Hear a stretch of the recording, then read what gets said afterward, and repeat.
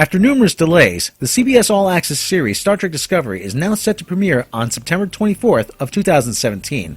The road there has been and continues to be mired in controversy. While the series so far has avoided the critical spotlight off the mainstream media, the information that has slipped through the cracks indicates the production is a deeply troubled one. Furthermore, Star Trek Discovery has taken such radical departures from what traditionally constitutes a Star Trek series that just a couple of months prior to its release, quite a few of what should have been the built-in audience are more excited about both the Orville as well as another rumored future Star Trek installment of which nothing is known.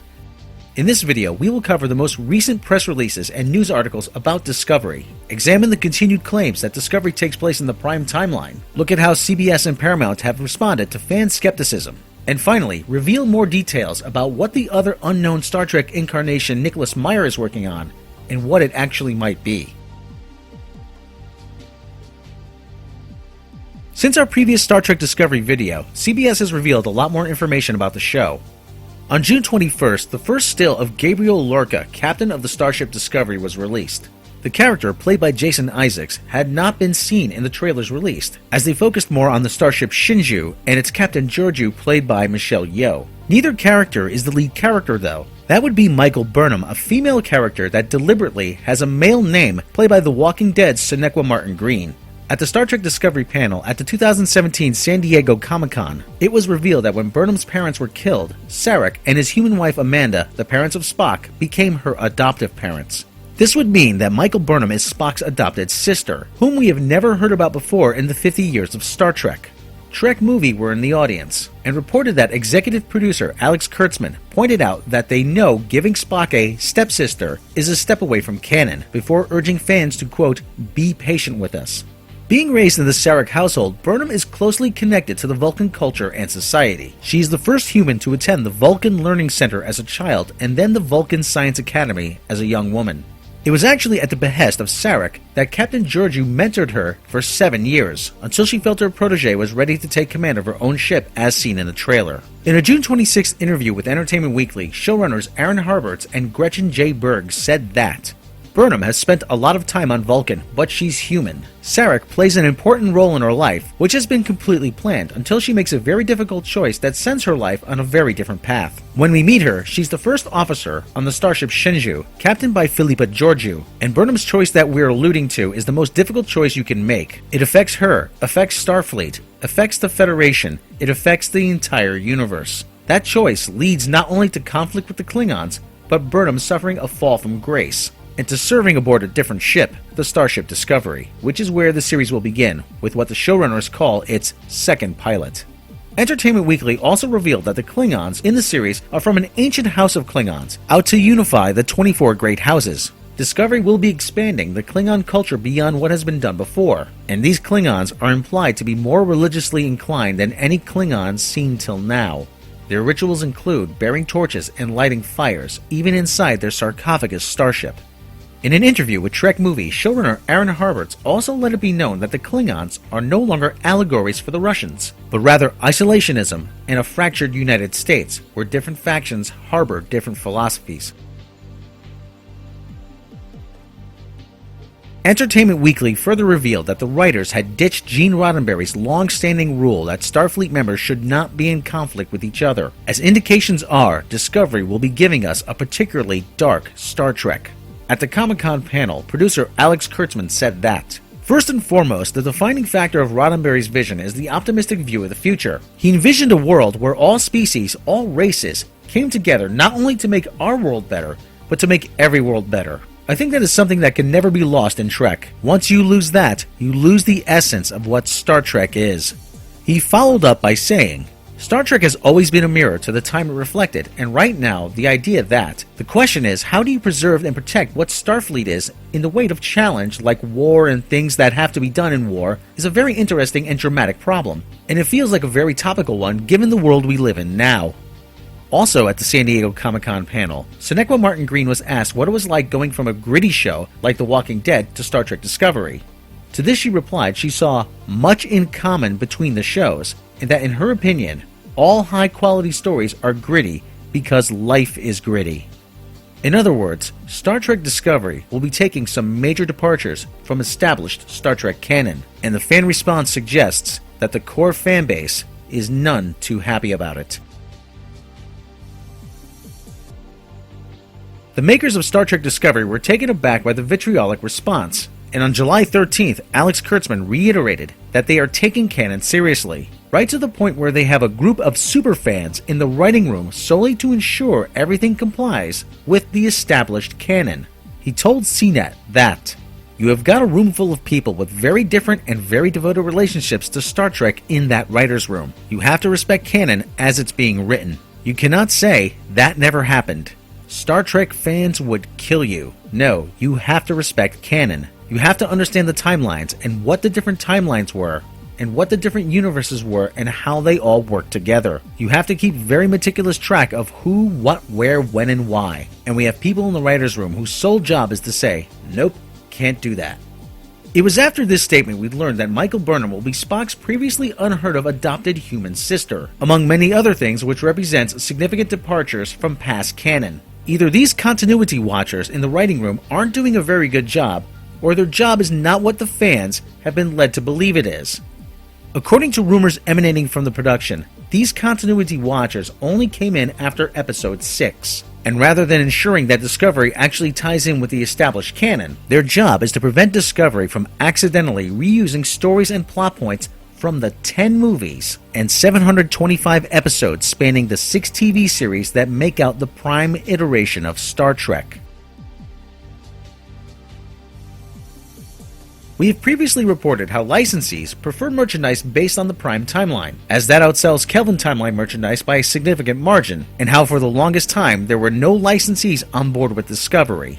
On May 21st, McFarlane Toys announced they would be releasing a Star Trek Discovery toy line in the spring of 2018, once Star Trek Discovery has finished airing. What the press release did not say is that this allegedly is just an option. McFarlane's actual license is with CBS, and as before they get around to Discovery, will release figures spanning the entire Star Trek franchise, beginning with articulated 7-inch Captain Kirk and Picard figures from their respective Prime timeline TV series. Neither Mattel, Hasbro, or any other major toy manufacturers are on board as of the making of this video. Outside of comics, coffee mugs, and t-shirts, it looks increasingly unlikely that there will be toys on shelves to support the series once it opens. On June 19th, CBS announced that Star Trek Discovery's 15-episode first season will premiere on September 24th at 8:30 p.m. Eastern Time on CBS. Immediately following the first episode's release, the second episode will be available on CBS All Access, with subsequent episodes released on Sundays exclusively on CBS All Access. The first 8 episodes will run from September 24th through November 5th, with the series returning in January of 2018. The series will be distributed concurrently by CBS Studios International on Netflix in 188 countries, and in Canada on Bell Media's Space Channel. The CBS press release also stated that Bryan Fuller still serves as an executive producer. What it does not state is that this is a marquee credit only. We've previously covered how Bryan Fuller was fired from Star Trek Discovery over creative disagreements with CBS chief Les Moonves. In a December 2016 interview with Newsweek, Fuller told the publication that, "I'm not involved in production or post-production, so I can only give them the material I've given them and hope that is helpful for them. I'm curious to see what they do with it." Unlike other TV series, and despite no theatrical run being planned, Star Trek Discovery was filmed in a cinematic aspect ratio of 2:1. About the scope and scale, the showrunners told Entertainment Weekly that, "There's something about Star Trek the Motion Picture that really speaks to us as well. CBS has allowed us to find a cinematic language that's wider in scope. Our aspect ratio is 2:1, and it just lends itself to a very lyrical way of storytelling. And just visually speaking, there's also a little hint in terms of what J.J. Abrams did, a little bit in terms of some of the visuals. It goes beyond merely a little hint." Ever since the series was first announced, audiences have been told that Star Trek Discovery will take place not in the rebooted Kelvin timeline of the J.J. Abrams movies, but in the Prime timeline a decade prior to the original series. This would put Discovery in the same time frame and continuity as the original series pilot The Cage, elements of which were later reused to form the 2-part episode The Menagerie. But once the trailer was released, a large number of fans were quick to point out the glaring discrepancies between Discovery and the established Prime timeline, making it difficult to accept the repeated claim that Discovery would be a part of the Prime universe. Months prior to the trailer ever being released, we at Midnight's Edge had already discovered the rumors emanating from the production that Star Trek Discovery was indeed another reboot. One that would not line up with either the Prime or rebooted Kelvin timelines, but create a timeline all of its own following a universe-altering event, directly or indirectly said to be brought on by Sarek. As far as the rumors go, the new showrunners taking over after original showrunner Bryan Fuller was ousted for clashing with CBS chief Les Moonves did not want to be bogged down by past continuity. Only for publicity purposes will the new continuity still be called Prime, even if it will never lead into the original series or anything else in the Prime timeline. But there is also a corporate reason why Discovery will not and cannot be part of the Prime universe. Traditionally, Star Trek has been owned wholesale by Paramount, which in turn was owned by the Viacom Corporation. Viacom also owned CBS. In a 2005 corporate action, Viacom underwent a split. In this split, a new Viacom was formed and the ownership of Paramount was transferred to it, while the old Viacom was renamed and became the modern CBS Corporation. Ownership of the previous Star Trek feature films was transferred to Paramount, but ownership of the Star Trek brand and all its designs, character likenesses, and trademarks remained with the original corporate owner, now known as CBS. For Star Trek, this split meant that Paramount owned and could continue to distribute the original movies, and thanks to a distribution agreement, they could also distribute the Star Trek TV series made up until then, even if they did not own them. But in order to make new Star Trek movies, Paramount would have to acquire a separate license from Star Trek's ultimate owner, the CBS Corporation, the same way they would have to for any other licensed property. Paramount wanted their own brand of Star Trek based more on fantasy than the hard science fiction of the original series. This resulted in CBS and Paramount reaching an agreement where Paramount licensed an alternate Star Trek copyright. For all intents and purposes, this meant that Paramount Star Trek had to visually and tonally differ from the original Star Trek owned by CBS. For that reason, everything from Klingons to backstories to ships to uniforms must be different. For instance, the uniforms of the Kelvin Timeline movies feature a different color hue and raised deltas in the fabric, not merely for aesthetic purposes, but because it is a legal requirement of the license.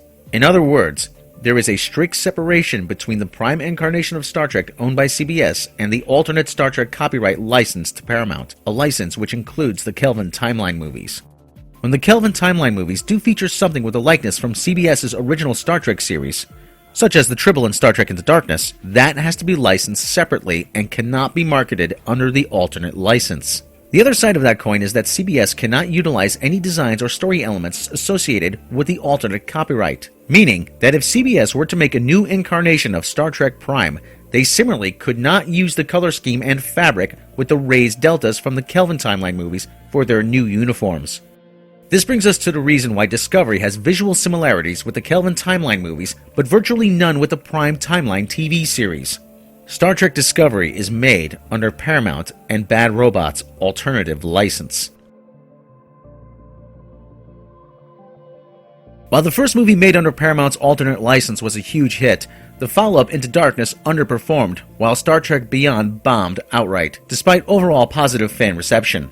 After ancillary revenue was accounted for, the movie might have lost Paramount and its investors more than $50 million.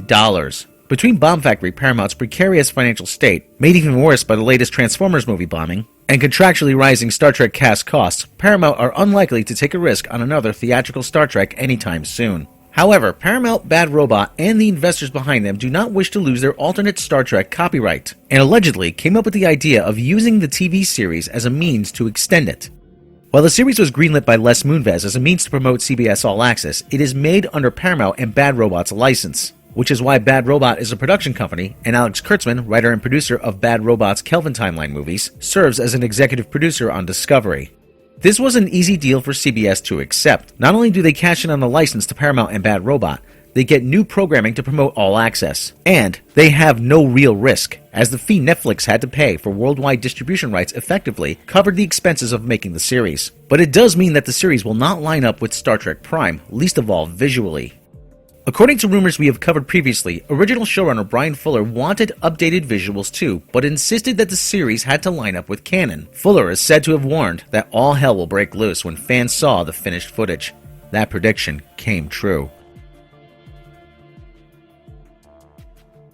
The fan reaction to Star Trek Discovery was lukewarm from day one. While fans were quite welcoming to the idea of a new Star Trek series, especially one set in the Prime timeline, it being another prequel instead of moving forward and taking place after Nemesis rubbed many the wrong way. That it would be used as a means to sell CBS's fledgling online subscription service, All Access, also brought back memories of when Enterprise was used the same way to promote UPN, which did not work out well for that series. When the trailer debuted in May, fans could add tone and visuals and canon deviations to the growing list of thought-through, legitimate, and well-articulated complaints.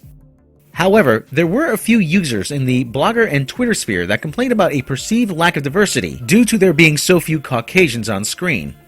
And taking a cue from the Ghostbusters and Fan4Stick playbook on how to dismiss any and all legitimate criticism, these were what the entertainment media latched onto.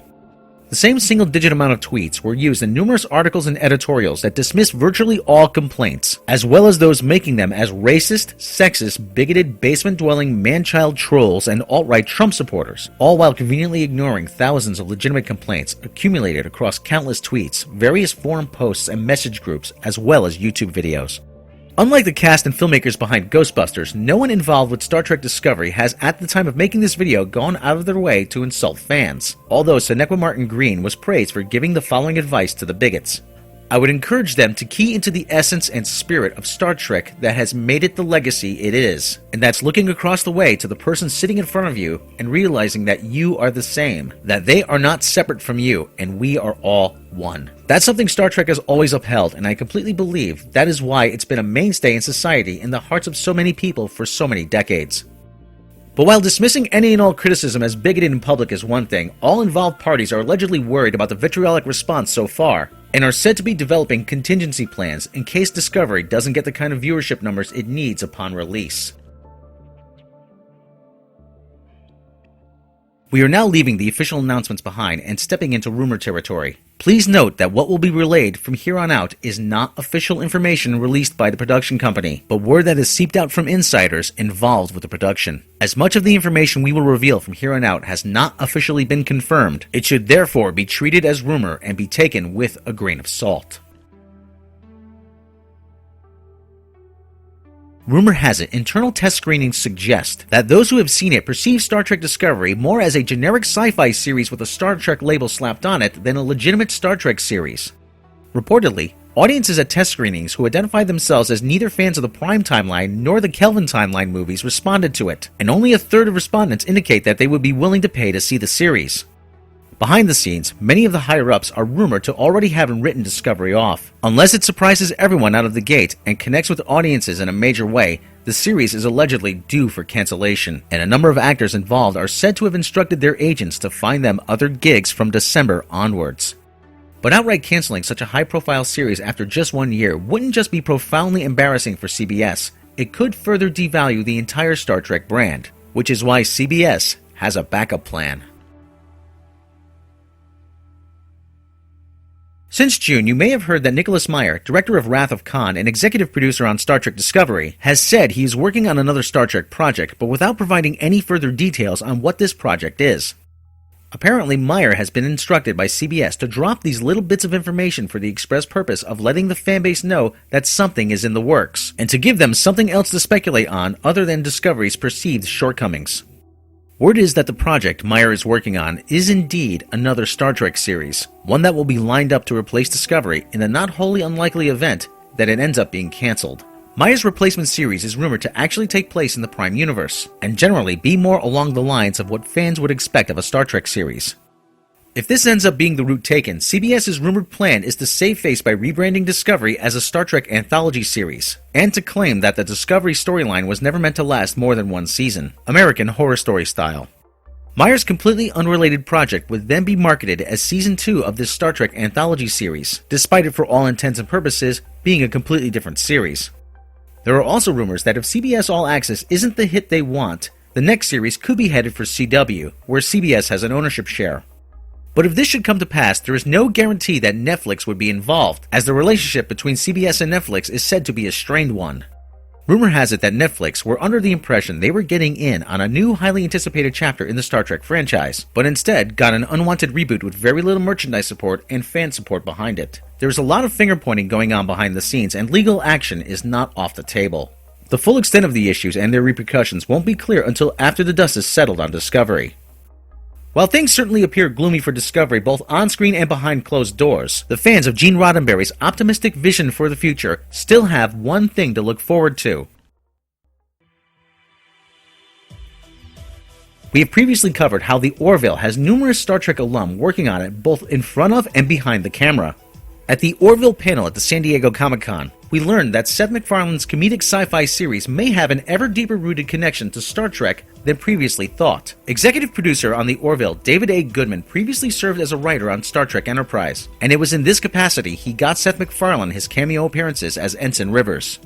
MacFarlane was enthralled by the experience and the people working on it, and he knew he wanted to do something like it down the line. It was during the filming of these cameos that he first met Brannon Braga, and the two would later co-produce Cosmos before now collaborating again on the Orville. During the panel, Seth MacFarlane said what Star Trek fans no doubt wish the Discovery showrunners had said instead.